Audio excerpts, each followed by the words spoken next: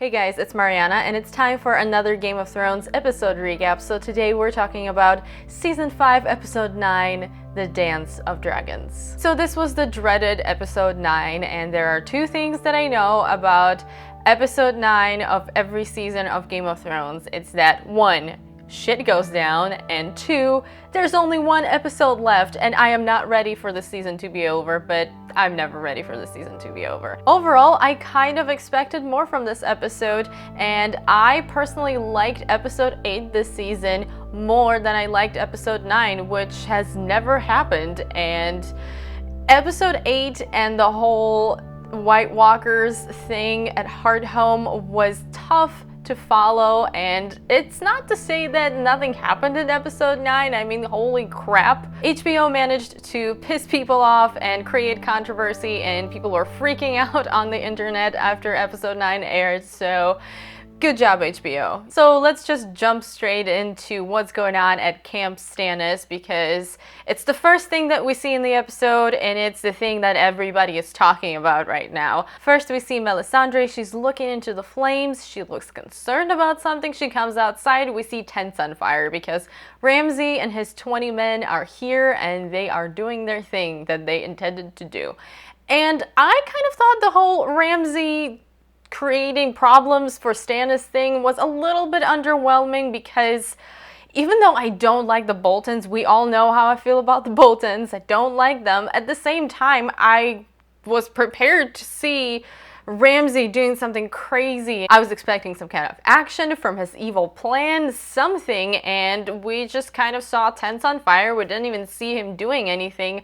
And maybe he's coming back and doing more stuff. Maybe he's not done with messing with Stannis, but at this point, I thought that was kind of disappointing, and we jumped straight into the aftermath. Stannis has lost food and weapons and horses, and basically things are not looking good for him, and Davos is trying to tell him that this is not a good time to march on Winterfell because they're in no shape to do anything right now.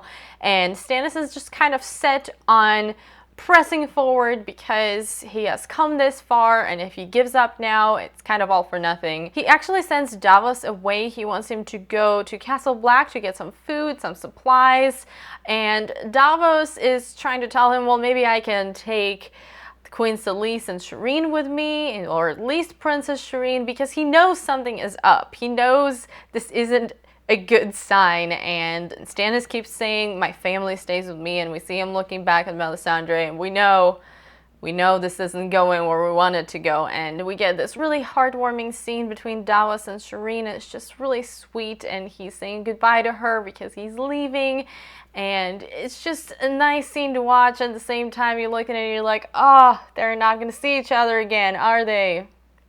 Not going well. Later we see Stannis visiting Shireen as well, and they have this kind of obscure conversation where he tells her that sometimes a man has to make a choice, and sometimes the world forces his hand, and he knows who he is and what his destiny is, and he has to fulfill that destiny even though he may hate it, but because the world forces his hand, the choice isn't a choice at all. Yeah, we know what he's talking about. Shireen doesn't really know what he's talking about, but she kind of accepts that with an open heart and says, I want to help in any way I can.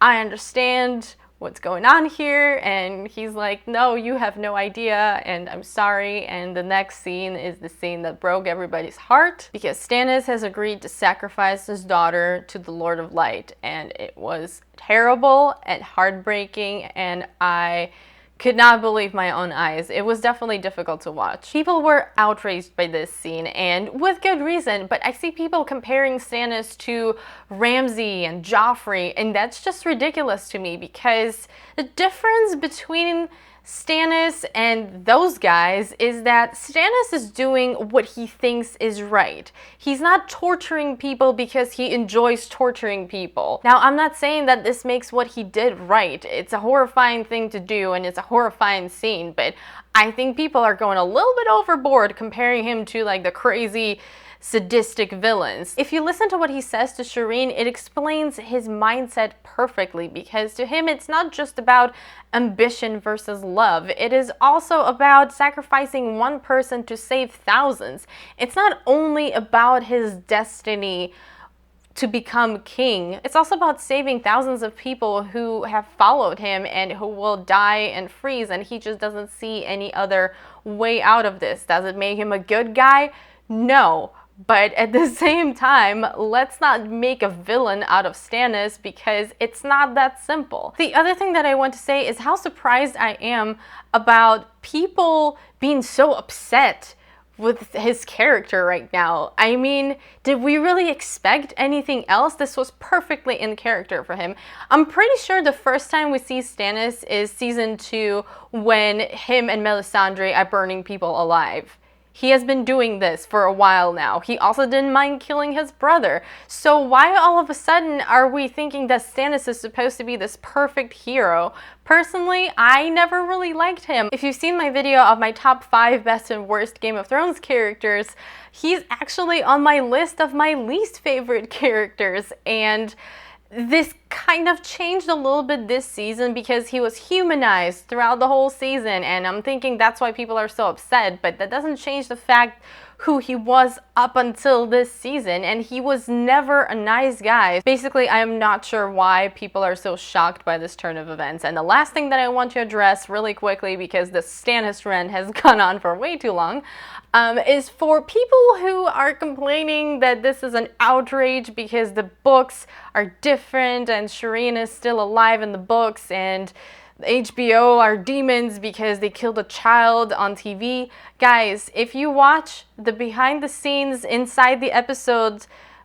little short video, I will link it down below, you will hear that this was George R.R. Martin's decision.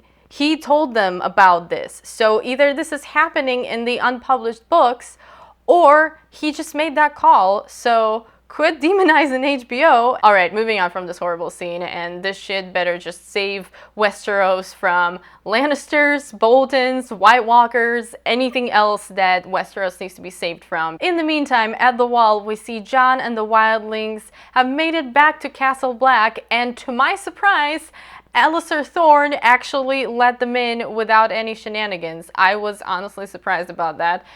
They go in. Jon is kind of upset because he thinks that he failed because of all the people he didn't save. Sam was trying to tell him that, no, but look at all of these people that you did save. Everybody at Castle Black is looking at him like he's the enemy because he just brought all these wildlings and a giant into where they are, and Ollie is shooting him really evil looks, which I am still concerned about this guy because he's gonna mess something up. I was actually pretty sad that this was it at the wall this episode, because after last episode I really wanted to know more about the wildlings and the White Walkers and Jon, and I just want more action in that part of the world, but I think we're getting that next episode. We also get to see what's going on at Dorne, where Jaime is invited to eat and talk about things with Prince Doran. We also have Myrcella and Prince Trystane there, and a pissed off Ilaria Sand. Prince Doran is trying to resolve things in a diplomatic way, and he says that he's going to honor the king's request to send Princess Myrcella home, but he also wants Trystane to come with her and take the place of Oberyn on the council, and Jaime is in no position to decline that offer. He inquires about what happens to Bronn now, and he is also released after getting punched in the face, which I guess he deserved. I am worried about these people though, because they're going to go back to King's Landing and they have no idea about what's going on with the Sparrows and Cersei, and I'm afraid that Jaime is going to get back to King's Landing and the Sparrows are just going to imprison him along with Cersei for the same crimes, and we like Jaime at this point in the show. We don't want these things to happen, so maybe they can just stay at Dorne. Yeah, right. Later, we see Doran deal with Ilaria Sand, and he tells her, your rebellion is over, so either pledge your allegiance to me or die. And he says, I believe in second chances, but I do not believe in third chances. And after that, we get this really odd scene where she comes to visit Jamie. They have this quick conversation that comes down to, we want who we want. And it kind of makes it seem like she's on his side, but I don't really know what her agenda is. There has to be some kind of hidden agenda there. It's just not possible that she suddenly decided to turn nice. At Bravo's, we see Arya, who is still on her Oyster Girl / assassin mission, and she's about to poison her target when she sees that Sir Meryn Trent pulls up in a boat, and she sees this as an opportunity to get a little bit of revenge done because he is on her list. So instead of doing what she's supposed to, she decides to follow Sir Meryn around all day, and she ends up following him into a brothel where we are reminded what kind of shitty human being he is, in case we forgot. I was also a little bit worried about Arya there because she is not the stealthiest of assassins. She needs to work on that.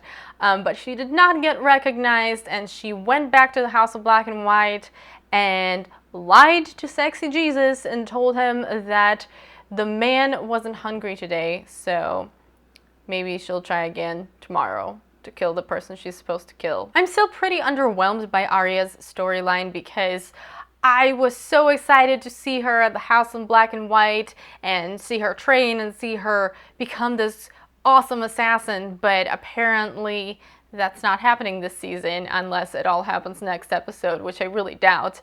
And I just kind of wish her storyline was a little bit more interesting, but I'm willing to wait because I know that whatever build-up is happening is going to be worth it in the end. And finally, at Meereen is where the episode ends and where the second big thing this episode happens.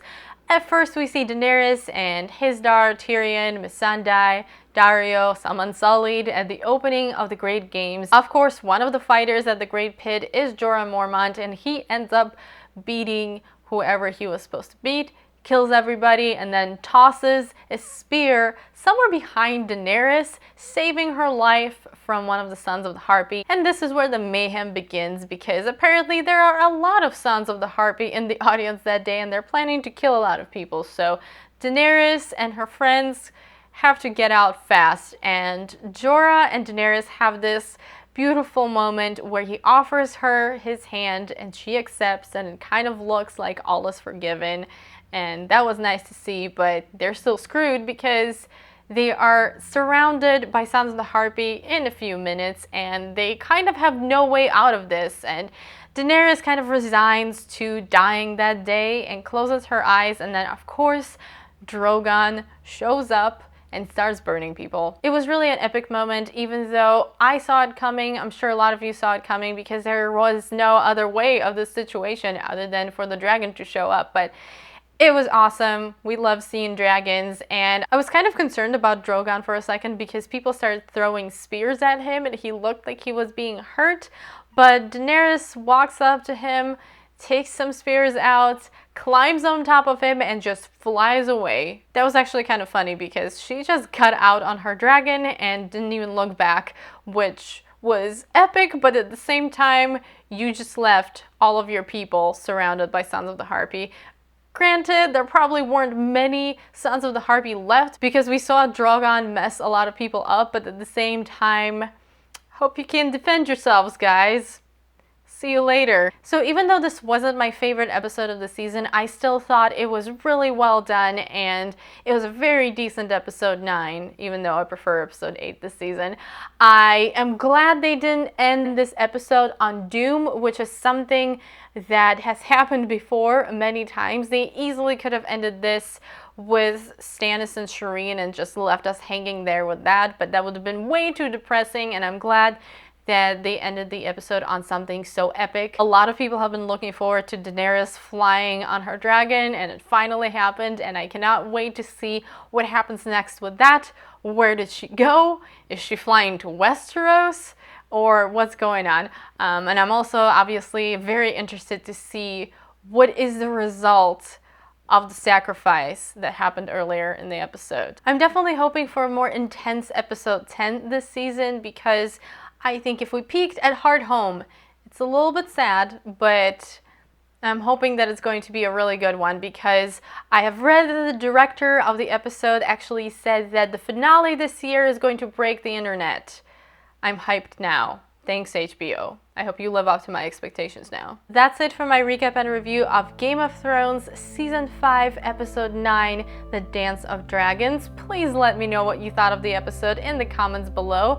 Try to be polite to other people because I know this was a controversial episode and people have a lot of emotions going on right now. Also, as always, if you're talking about book spoilers, please don't forget to give a spoiler warning before you launch into that because some people haven't read the books, some people are still reading the books, like me. I'm reading book 4, so I don't want your spoilers for book 5. And I hope you guys enjoyed the video. Thank you so much for watching. If you did enjoy it, don't forget to give it a thumbs up, share it with your friends, and please subscribe to my channel if you haven't already. I hope you're having an amazing day, and I will see you soon in my next one. Bye!